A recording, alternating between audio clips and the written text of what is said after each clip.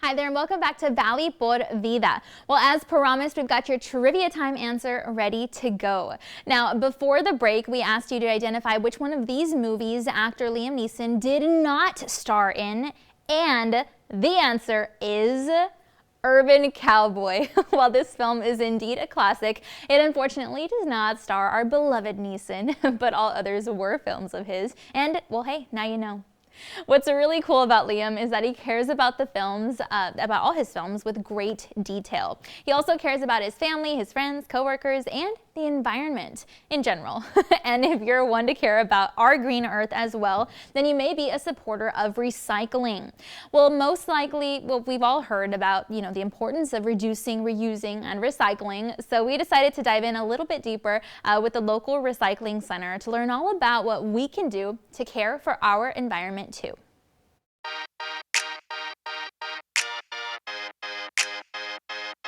Well, we've been in business for I think going on 4 months now, so we're a new business. We recycle anything from your old air conditions, barbecue pits that have a hole that you burn through them. No, there's no fee. Actually, we're gonna pay you according to how much stuff you bring. Like right here, I have a bunch of cans that different people bring me, and you bring your stuff, whether it be metal or your cans. We throw it on the scale, weigh it, and get you paid, and you're on your way. And I think we should recycle because we're getting like all these cans. Say that they didn't bring them to me or to a recycling center, they're gonna end up in the landfill, and that's not good for the environment. And the way I see it is, like when I take a load like I am today, or a load of metal, we're getting it out of the community, so it's making the community look a little bit better too, and it's not getting buried in the ground. So, yeah, we're here in Raymondville. We're at 347 East Hidalgo Avenue. We're here Monday through Friday from 10 to 6. You got anything laying around your house that you think might be junk, give me a call, and we'll see if we can get you some money for it. So this is Vida Recycling. I invite you guys to gather up your stuff you have laying around your house or whatever, your yard. Bring it on by. We'll go ahead and recycle it for you guys. Help clean the community up. As you can see, I'm gonna take all these cans right now and go get them recycled, and see y'all later. Thanks.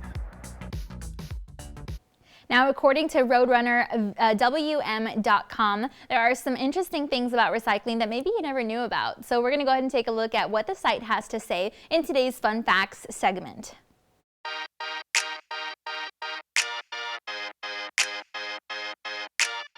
So here's some food for thought. This site says that over 90% of products made here in the United States are packed in boxes, which altogether actually make up more than 400 billion square feet of cardboard. Now, that's a pretty huge number. And when you consider that most of us just, throw boxes away and they pretty much go to waste after the item is delivered, then that's an even bigger waste. Luckily, you can do something about it, by recycling. See, it's the little things that each of us does on a daily basis that really helps to paint the bigger picture. And the site says that about 80% of retailers and grocers currently recycle cardboard, yet it's still not enough to cover all of the trash that we all contribute to.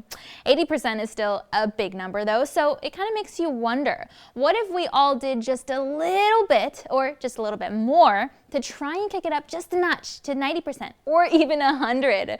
It would most likely make a big difference no matter how small the jump. And if you want to put it even further into perspective, the site says that 1 ton of recycled cardboard can save up to 46 gallons of oil. Again, when you add up the efforts of all of us and not just our own efforts, we can really help make a difference.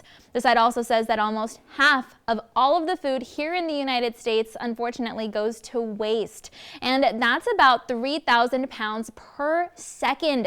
But just 1 ton of recycled cardboard, and remember, they can all very easily add up if we just work together to do a little bit, can save 9 cubic yards of landfill space. I mean, it's really just so interesting to think about because the site says that only about 5% of food is diverted from landfills, which is just crazy.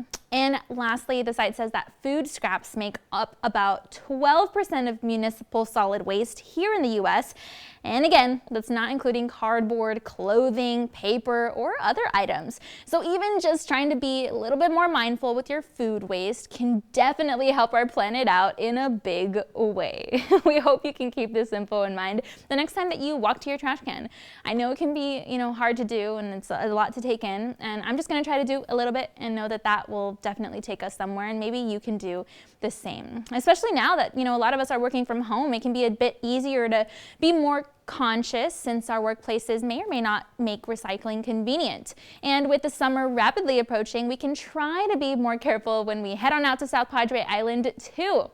I mean, we've all seen how the beach can get when we're not being mindful of recycling, so maybe this summer we can do better together. And speaking of summer, have you heard of the side hustle summer? Basically, it's a trend where many are finding that their summers are meant to be dedicated to finding that perfect side hustle.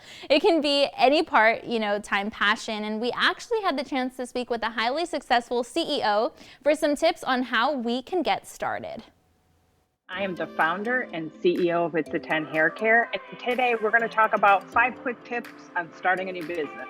As far as tips to start a new business, I talk about the 5 Ps, and those Ps are really kind of the basic foundation of starting any business. Of course, we need passion. Passion is an absolute must because you are going to be spending a ton of time doing what you love to do, so that's absolutely a must. Perseverance, the thing that really gets us through a lot of this is you're going to have trials and tribulations in running a business. And you have to remember that some of the best deals you make are the ones you don't. So ultimately, sometimes when you run into those challenges, just persevere through them and make sure that you have the ability to really move forward. Another big part of when you're starting a business is protocol. It's really, really important. I don't care how small you are, make sure that you have set up the proper contracts, make sure that you've trademarked, make sure that you've planned for your business to grow and be really big someday. So if you put things in proper perspective and proper protocol, you're gonna save yourself a lot of headaches later on. Another great part of starting a business is making sure that you're actually bringing something to the world or your industry that's a problem solver. And being able to actually bring something new, bring something innovative. I stood behind the chair for 20 years and was frustrated with hair care products. So I really wanted to raise the bar within the hair care and the beauty world. And that's what I've been doing for the last 16 years. So it's really important to have that innovation, to have that vision, to really bring something new that you love to do. One of the most important parts within building a business is understanding that businesses don't happen, especially successful ones that really have a good foundation to them. They don't happen overnight. And so really you need the patience. Understand that growing something from nothing, you start small and it's okay. Slowly build on it and really build a very good foundation. Don't grow too fast. Don't overinvest. Don't overspend. And these are really super important things when you're first starting a business.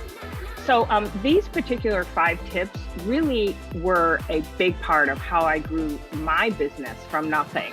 And now we are a worldwide brand. We have multiple brands. And so really starting off with these basic foundations really help build a business. And times are changing. I think there's like 40% of women are not even going back to work after COVID. Everybody really kind of has this entrepreneurial bug, and I think it's amazing. Now, according to SideHustleNation.com, 45% of working Americans report having a side hustle, and that amounts to roughly 70 million people. The site says that about 50% of millennials have side hustles, and that last year, an additional 60 million planned to start one. So now in 2022, the number has grown by far. The site also says that even celebrities are getting in on side hustles, and we actually see it more and more these days, where celebrities will pair up with a popular regular person and YouTuber to endorse a product or a special idea. And they'll focus on, acting and singing too, but then open up a side hustle in the form of a cosmetics line or a workout apparel line or other ideas.